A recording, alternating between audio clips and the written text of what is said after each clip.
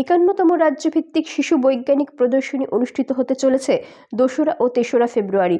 রাজধানীর মহারানী তুলসীবতী স্কুলে এই অনুষ্ঠান হবে। রাজ্যভিত্তিক এই অনুষ্ঠানকে সামনে রেখে বৃহস্পতিবার আগরতলা এক র্যালি হয়। উমাকান্ত স্কুল মাঠ থেকে র্যালি শুরু হয়। 12টি বিদ্যালয় তাতে অংশগ্রহণ করে। 1200 ছাত্রছাত্রী এই র্যালিতে অংশ নেয়। আগরতলা শহরের বিভিন্ন জায়গা পরিক্রমা করে উমাকান্ত মাঠে এসে শোভাযাত্রার পরিসমাপ্তি হয়। সিক্রেটের উদ্যোগে এই কর্মসূচির আয়োজন করা হয়। বিশিষ্টদের মধ্যে ছিলেন সিক্রেটের ডেপুটি ডিরেক্টর অম্বিকা দত্ত সহ অন্যান্য আধিকারিক ও শিক্ষক শিক্ষিকারা।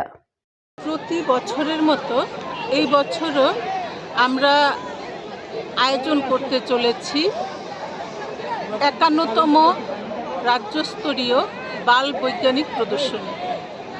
আগামী 2রা এবং 3রা ফেব্রুয়ারি তুলসীবতী বালিকা বিদ্যালয়ে এই এক্সিবিশন অনুষ্ঠিত হবে। আগে আমরা প্রতি বছর এইটা বিজ্ঞান, গণিত এবং এনভায়রনমেন্ট এক্সিবিশন হিসেবে অনুষ্ঠিত করে এসেছি। এই বছর NCERT NEP 2020 রিকমেন্ডেশন অনুসারে নাম পরিবর্তন করে বাল বৈজ্ঞানিক প্রদর্শনী করেছে। যেমন রাজ্য স্তরে যদি হয় এটা রাজ্যস্তরীয় বাল বৈজ্ঞানিক প্রদর্শনী, জেলা স্তরে জেলাস্তরীয় বাল বৈজ্ঞানিক প্রদর্শনী, এটা যখন ন্যাশনাল লেভেলে হবে তখন রাষ্ট্রীয় বাল বৈজ্ঞানিক প্রদর্শনী। বাল বৈজ্ঞানিক কথাটার অর্থ হচ্ছে আমাদের যে ছাত্রছাত্রীরা আছে এদেরকে আমরা খুদে বিজ্ঞানী হিসেবে মনে করছি। এদের যে ক্রিয়েটিভিটি, এদের যে সৃজনশীলতা, এই জিনিসগুলো আমরা এই এক্সিবিশনে দেখাবো।